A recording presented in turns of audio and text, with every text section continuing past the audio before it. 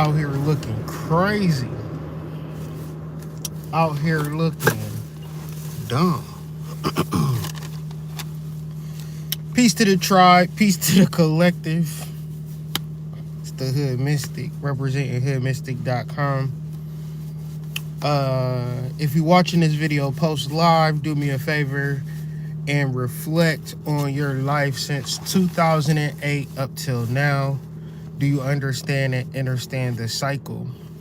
Either later on tonight, comment, put in the comments how your life has changed from 2008 to now. Okay? Beyond that, might go live later tonight, might go live tomorrow, but we're going to do live readings referencing my Patreon family and my Substack family. And I'm going to organize all of these notes for my Substack people, for my Pluto people, my Patreon people. But today we're going to be talking about Pluto. So I just want to bring people's awareness to it. Now, the purpose of this video is some channeling that I did last night. Didn't refer to any notes, didn't refer to anything other than the channelings of ancient energies to give me a consensus of the information that I've been talking about with the moon video in combination with the full moon video. Now I'm doing this video, and the next video after this video will be the Pluto return. So we're doing a sequential understanding of these celestial energies. But even though we're talking about celestial and cosmic energies, I want to bring it to the mundane as well, and hopefully speak to some troubles and issues and disagreements that you are having within yourself and with your friends and families and lovers, because there is a clear reasoning to this. So for those who crave astrological stimulus and those who crave just daily motivation, this video is for you. And I'm going to reference the channeling that I had last night and the notes that I took. And basically, it begins now. So when we are talking about the moon, and this is a slight review, when we're talking about the moon, we're talking about specifically what my oldest son, Azor, likes to call night school.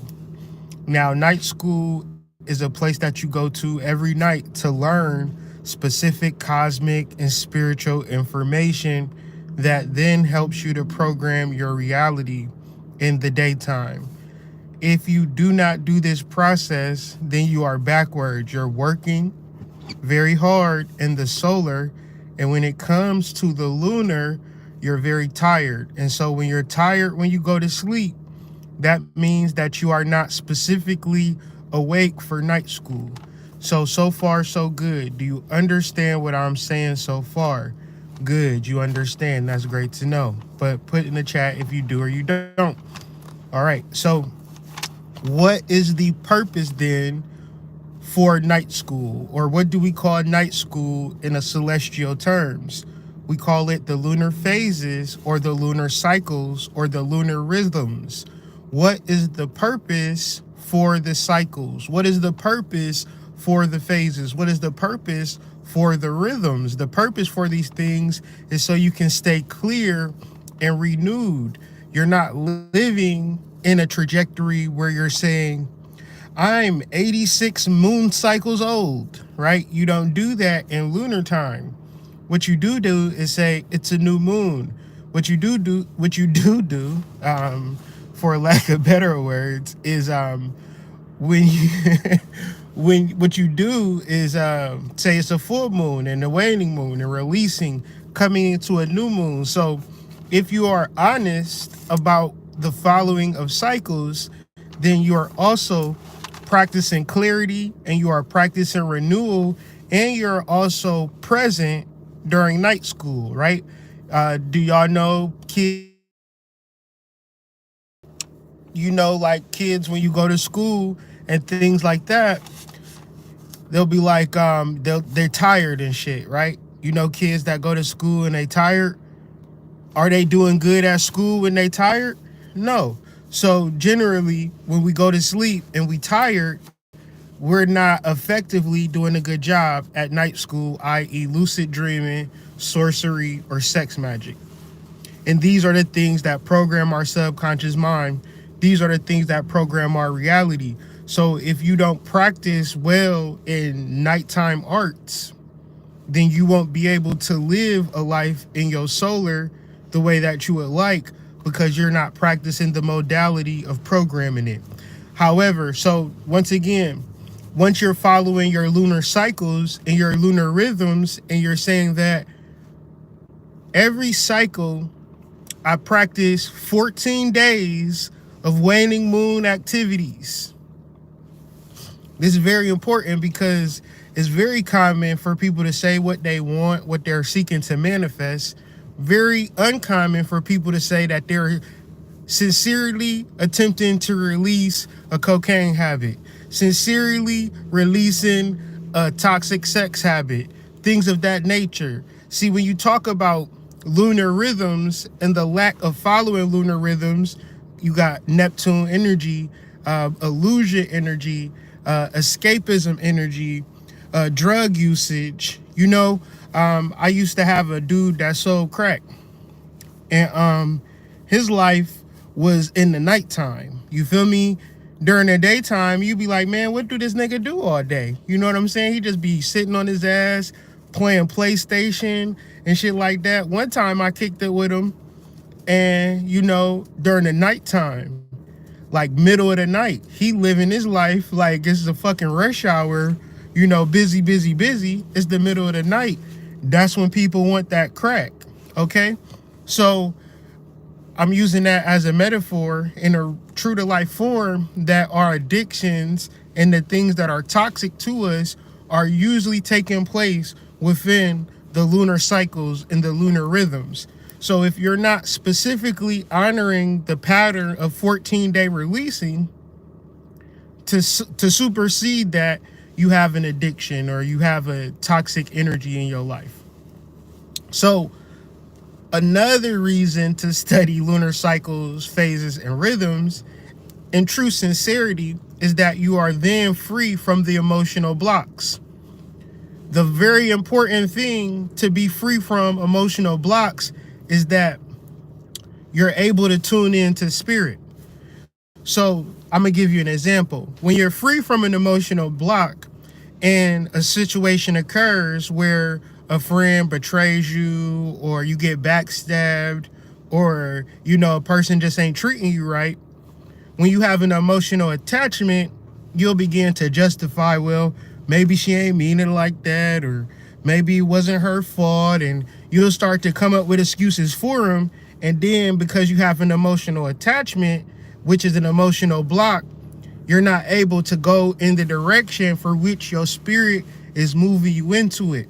So when you have relationships that are not in alignment with your spiritual way of life, the thing that you will feel is depression, anxiety, and stress and negativity, because that is spirit's way of saying you are unaligned with the plutonic hidden realms, how you can serve the collective unconscious. So we might look to people on IG, or look to the dope dealers, or just look to people who are living affluent lives, even if it's a person that's off the grid or things of that nature. What that person is able to do is satisfy his plutonic or plutonic obligation, right? And this is the hidden realms of spiritual development and spiritual direction. And the only way that we know that we're on the proper path of the plutocracy is that we do not have any negative emotional blocks. Because negative emotional blocks is spirit's way of saying you are unaligned with where we are leading you to. And when you have emotional attachments, especially emotional attachments that aren't relegated to ascension, then that person that you are attached with is saying, you can't do any better than this. Y'all follow me? You can't actually ascend because whatever you see a person being successful and affluent, the majority of people put in the work to get there. So when you're emotionally aligned with the plutocracy, you either A, go and do it your damn self, or B, be with people who had the same drive, the same plutocracy, hidden realm, serving the collective unconscious as you. When you Google plutocracy, it represents a small group of people who are trying to get to wealth. And there is no gray area when it comes to this. You gonna put in the work or you not gonna put in the work.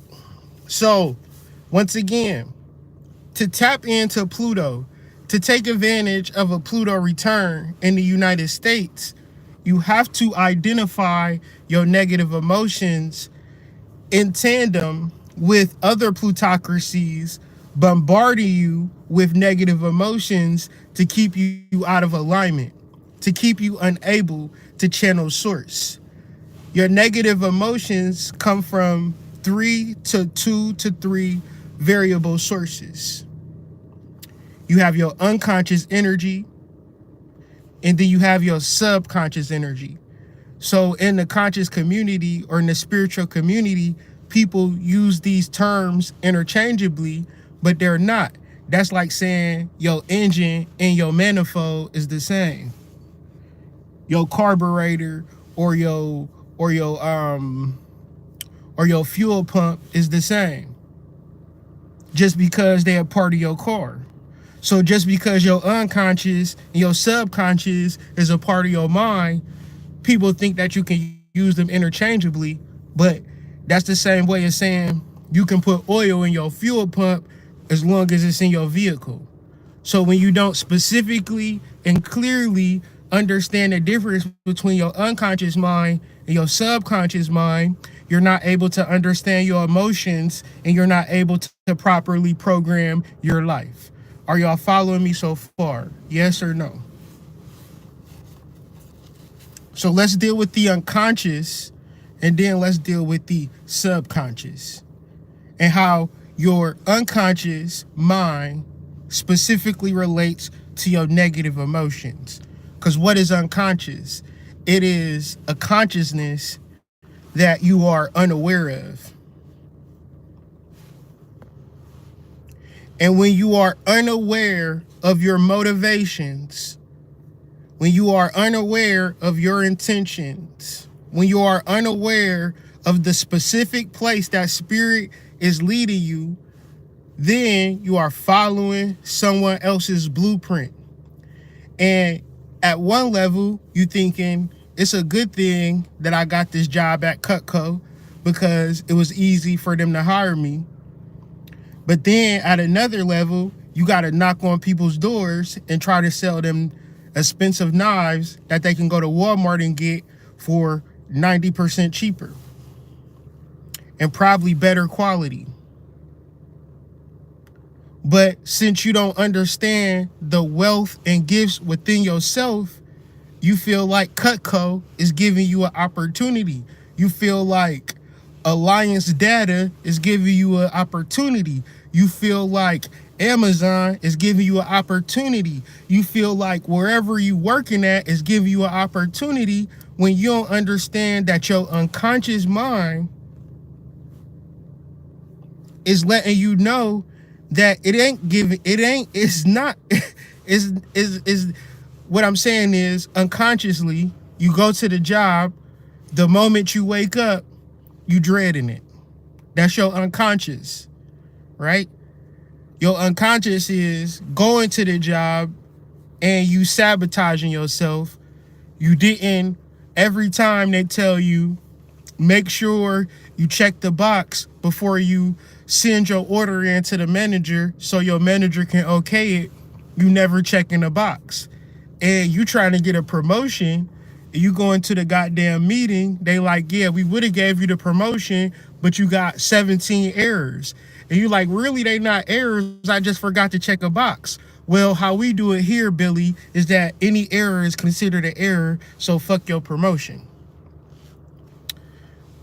If you in a job and you in a situation and you know you're not going to go nowhere within that situation, why would your conscious mind then give you energies to say, you making a good decision, Jimmy?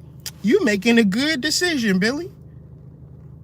You following somebody else's blueprint because your mom and dad programmed it in your mind to say, if you don't work, you don't eat. If you don't work, you don't eat. Right? So in order to get on top of your unconscious mind, you have to do shadow work, because shadow work makes the unconscious conscious. So in the space of knowing you hate your job, feeling the emotions of hating your job, you haven't journaled and reflected on the fact that you hate your fucking job.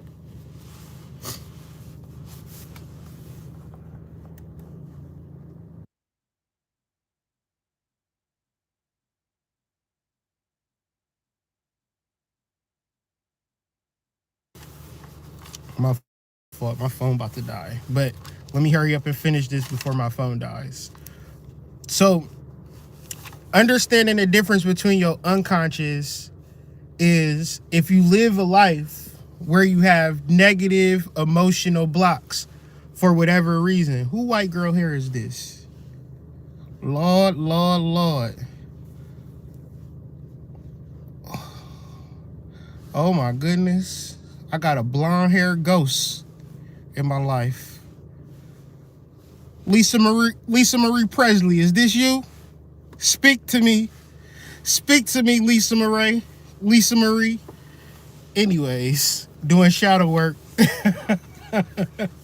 No, but for real, shadow work makes the unconscious conscious. And if you have negative emotional dispositions,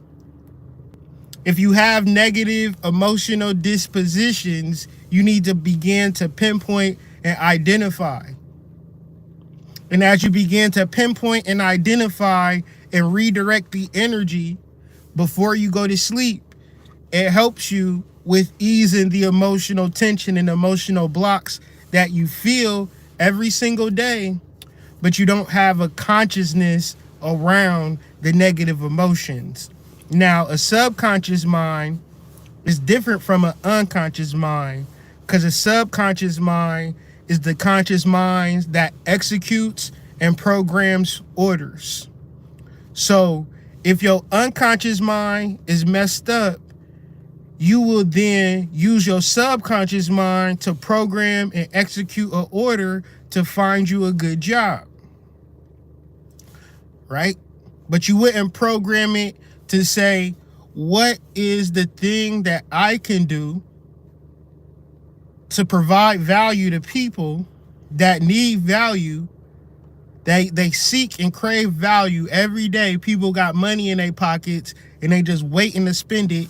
You got money in your pockets and you spend money on shit every day. So starting to think in those types of levels and layers, you could program your subconscious mind to reveal the things for which you can do to bring wealth, but yet and still you would say, all right, I need to find me a job. Does this make sense to how your unconscious mind, your inability to be aware of your spiritual direction in life could make you program your subconscious mind in an incorrect way? Since you don't value who you are as a divine feminine, you don't program your subconscious mind to specifically and intentionally guide you to your divine masculine quotient. You sit and reflect on how lonely you is. You sit and reflect on how sad you is. So then when you attract a lonely, sad nigga in your life, you then feel like a victim. So now back to the lunar cycles and rhythms, it's very important that you start from a ground zero perspective in reference to the new moon. But you don't just come into a new moon ground zero. It's a full moon that just took place. So now we have a 14-day waning period. And we begin to examine our negative emotions due to circumstances, not in a way that we honor them and feel like we are victims because of that. We recognize our negative emotions are blocks to awareness. And since we have these blocks of awareness of our spiritual leadership and guidance within ourselves, we then follow other people's blueprints, i.e., imposter syndrome. So, how do we break out of this imposter syndrome? We have to channel our subconscious. No, I'm sorry. We have to channel our unconscious mind and use our clarity to program our subconscious mind. Does this make sense? Do you feel a deeper clarity when it comes to unconscious and subconscious minds and understanding the difference? Did I bring any awareness to the subject? Because as I said, this was a channel that took place last night. And even though I sort of understood it, the clarity that came upon me last night was very eye-opening as the difference. Even being in this shit, I wasn't able to execute or understand the clarity and difference to it. So I hope that I can become a little bit more clear if it isn't clear to you. But when you are trying to understand your story and your mythology, you have to channel whatever your talent is. So it can be music, art, storytelling, fiction, entertainment, whatever the story or mythology of your soul, you can find it through myth and interpreting the unconscious mind. But when we sit on top of our unconscious mind and we just know what we need to do, we know we need to get a job, we know we need to go to college, we know we got to do this, we know we got to do that. And who's telling you this? This is a level of imposter syndrome. Understanding ourselves through archetypes, spirits, gods, goddesses. Some of y'all can understand yourselves through demons, tricksters. Understanding yourself through ancestors is all in the grand scheme of things. Understanding your soul's journey through lifetimes. And if you have a soul, your soul has not existed specifically in this lifetime.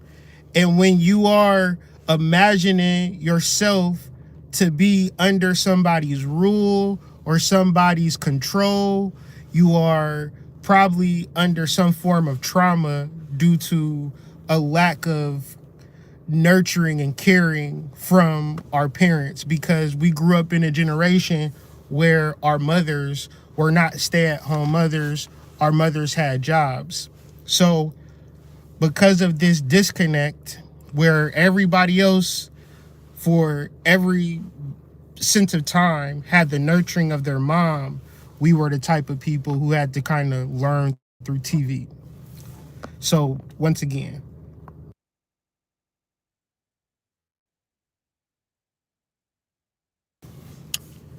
and let me finish up before this thing dies. So no negative emotions, because your negative emotions are connected to your mood, and your mood is connected to your moon. And if you're in a bad mood, that's also saying you have a bad perception. And when you're in a bad mood, it's hard for you to relax and get into a space where you're able to perceive yourself from a spiritual level. So relaxation, calming down, understanding, okay, so if you're dealing with tension, having a process to relieve the tension, get into a zero space, and then beginning to reflect on your DNA. At first it's difficult, right? At first it's hard to perceive. But one of the things that we need to understand about this journey is that our perception and our ability to perceive ourselves is not a result of hard work per se. Like The hard part is to feel refreshed and renewed and clear on who you are as a spiritual being. That's the hard part. But we've all had points and times where we have been at peace. And we have, well, at least I have, been at spaces where we are no longer attached to the body and we are going into deep dimensions within ourselves.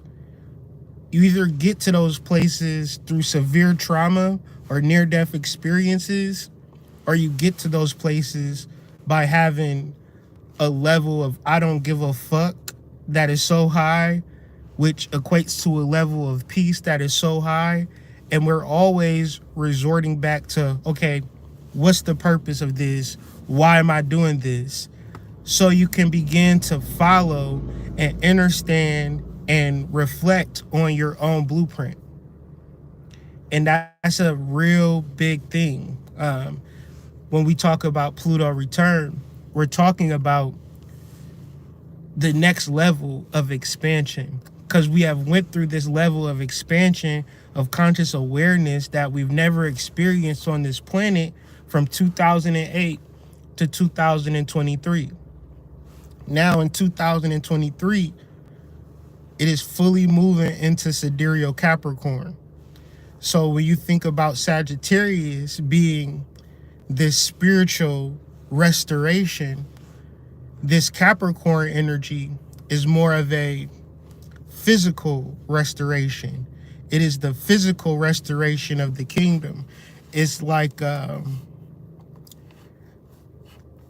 it's a couple of things that come to mind, like the greatest of all time, or being super successful, and these types of things might seem like some far-fetched or miracle thing, but back to calming yourself down, back to having no negative emotions, being clear on your spiritual blueprint and knowing that you have a blueprint, trusting that you have a blueprint, and sincerely trusting that you could be prompt and led and guided to the greatest levels of success. And we're talking about Capricorn. We're not talking about bullshitting yourself into thinking that you're successful, right? We're talking about a real level of success because you have a real team. So, in the deeper, more complex spiritual understandings, it is the creation of sincere covens that work in accordance with the moon cycles, work in accordance with clarity, work in accordance with like strict rules. Like if you break these rules, you're subject to death, right? Because the problem is when bitches think that they can buy themselves into witchcraft, when people think that they can just, inherit spiritual gifts or be told about spiritual gifts, they'll get into your covens, they'll get into your groups, and they'll fuck around, get into your relationships and they'll fuck it up. So, once again, when you talk about success and you talk about really tapping into a deeper level of control, you're also talking about magic, because the goat or the symbiotic goat or whatever you talking about, like if you ever look at them mountain goats, it'll be a thing like this, and the goat, he'll be climbing up it just like this. And if you look at it, it's like, damn, that nigga know magic. That nigga knows something to be climbing up a mountain like that, right? So, and all of the rest of the animals is no other animal besides a bird. But you talking about mammals, right? This is an analogy, but it hopefully you can understand it. The rest of the animals gonna look up at the goats, the mountain goats, climb up to get this mineral, to get this sustenance that I'm sure has a direct correspondence to how they're able to travel up these high distances. So when you think about your friend group, are y'all ascending together? This is going to be the key of understanding 2023 to 2045 or some shit like that. Because what you know about society, this is a thing, and I hope y'all can understand this. Inflation, niggas can't scam like they usually scam. The country is going to shit, but then some people is super successful, right? It's not like doom and gloom for everybody, but for a lot of people, it's doom and gloom. It's doom and gloom for people who trying to do it by themselves, because you can't do it by yourself. And getting your spiritual powers and your spiritual essences and your spiritual understanding was not for you to be on an island and live your best life by yourself, scamming other people and taking advantage of other people. You got to understand the intricacies of spiritual beingness, understanding that when two or more people look at a mountain and tell that mountain to move, that mountain has no choice. So what we're talking about is covens, spiritual groupings, but not doing this shit for clout. Not trying to multi-level market your way into spiritual development. Talking about doing some real shit, and also dealing with liars. And liars is a very interesting thing. Liars are not people who outright lie to you. Liars are people that lie to themselves and indirectly lie to you. So it's a level of clarity and a level of truth that comes to transformation.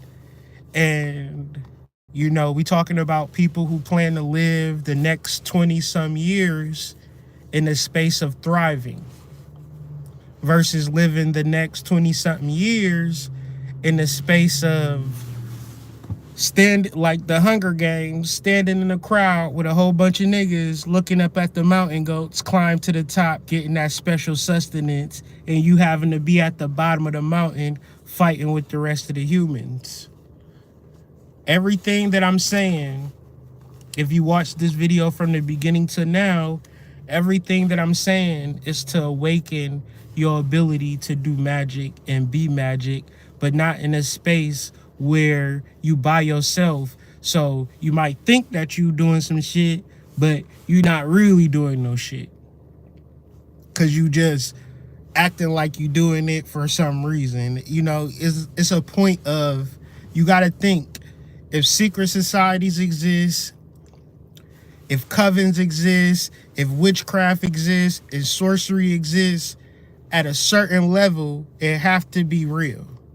At some level, it have to be real. Now, the levels that is real is represent the sabbatic goats of the world, the people who climb their ass on the mountain. To them, it is real. To the niggas down watching the YouTube videos, you know, like, I hope that nigga fall, you know, shit like that. He ain't gonna make it to the top. This magic shit ain't real for real. Everybody is scamming you, this, that, and third. Them is the people who it ain't real for. Now, does that make sense before I get up out of here for this phone die?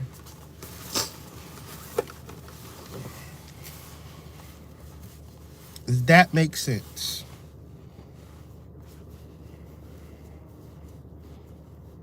And like I said, this is just a pregame. I'm going to get into it. Probably going to do another visual. I'm going to probably do another visual lecture in reference to the Pluto return. That's going to be the next video that I'm going to be working on. I just felt like doing a pregame to kind of set us up.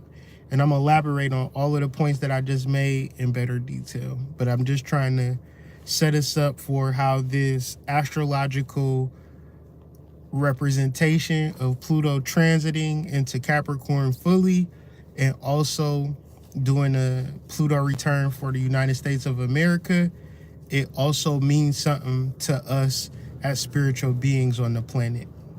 So I'm gonna definitely deal with it in full detail and try to make this a little bit more clear. So thank y'all for listening and tuning in and tapping in with me. I'll see y'all on the flip side. Once again, the Pluto return video is gonna be after I do some live readings. So the next time I hop up on this goddamn platform is gonna be live reading. So if you haven't joined the Patreon, haven't joined the Substack, go ahead and do so, because that's where I'm gonna be distributing the links to be able to hop on the platform. However, if you don't want to do none of that, you just want to pay a la carte, the Cash App will be open. But if it's leading you or drawing you to get a reading, be sure to subscribe, hit the notification bell, because ain't no telling when I'm gonna go live. But peace to y'all. Hope y'all have a good day, and I'll see y'all on the flip side. Peace.